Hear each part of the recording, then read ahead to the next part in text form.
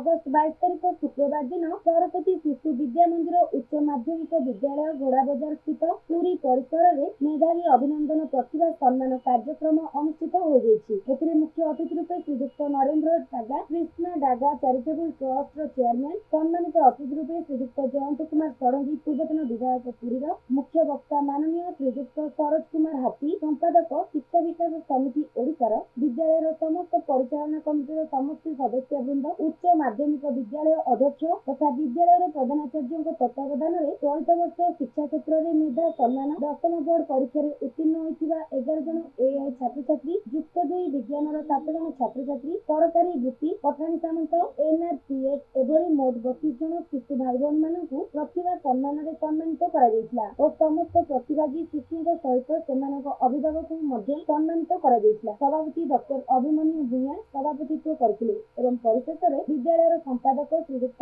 ଅରବିନ୍ଦ ଶତପଥୀ ଧନ୍ୟବାଦ ଅର୍ପଣ କରିଥିଲେ।